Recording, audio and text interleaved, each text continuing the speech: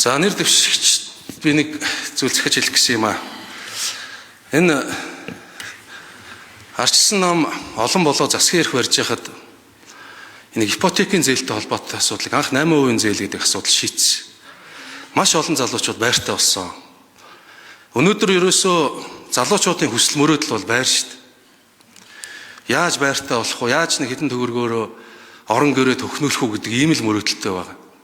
Харамсалтай энэ мөрөөдөл бол унтраад байна. Ерөөсөө энэ ипотекийн зээл гэдэг бол танил талтай он гардаг. Танил талаараа дамжуулж ипотекийн зээл авдаг, орон байртай болох мөрөөдөл нь биелдэг нэг ийм л байдал руу очичоод байна.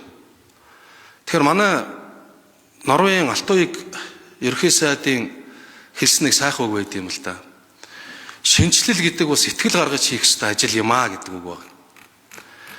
Тэгэхээр танд бол захиж хэлэх үг нь бол сэтгэл гаргаж ажиллаарай. Тухайн үед Монгол банкны ерөнхийлөгч Зол Жаргал, Монгол улсын ерөнхий сайд Алтан хуйг нар олон мянган залуучуудыг байранд оруулж исэн энэ үйл явц улам суларсаар байгаад өнөөдөр цөө нэг зээл танилтай хүний гардаг ийм байдалтай болсон. Эний чинь дагаад залуучуудын байртай болох мөрөөдөл, барилга орон сууц олноороо баригдаж Улаанбаатар хотын утаагүй болох мөрөөдөл замхарч байна.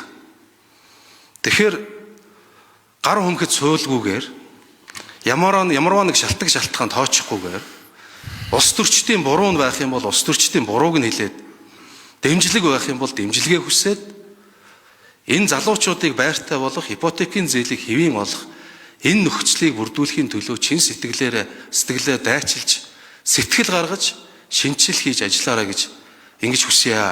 Улс орны нөхцөл байдал амаргүй байгаа.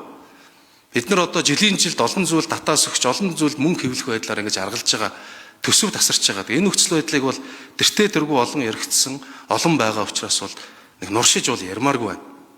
Тэгэхдээ энэ урд нь хийжсэн ажлууд дээр бас бид хамт ажлын хэсэг болж аливаа нэг асуудлыг шийдвэрлэхийн төлөө явхад бол нэлээд сэтгэлтэй, зүтгэлтэй, дээрээс нь хувийн ашиг сонирхолгүй ингэж ажиллаж байгаа байдал чинь анзаарэгдсэн юм аа. Тэгэхээр одоо яг энэ хандлагаараа Монголынхоо мянган залуучуудыг орон байртай болох тэр мөрөөдлийг биелүүлэхэд Монгол банкны ерөнхийлөгчийн хувьд мөнгөний бодлогыг барьдаг гол байгууллагын удирдлагын хувьд хичээл зүтгэл гаргаж ажиллаарай гэж хичээнгүүлэн захиасаа бас дараагийн удаад байнга нэхэж шаардаж ажиллах болно гэдгээ илэрхийлье.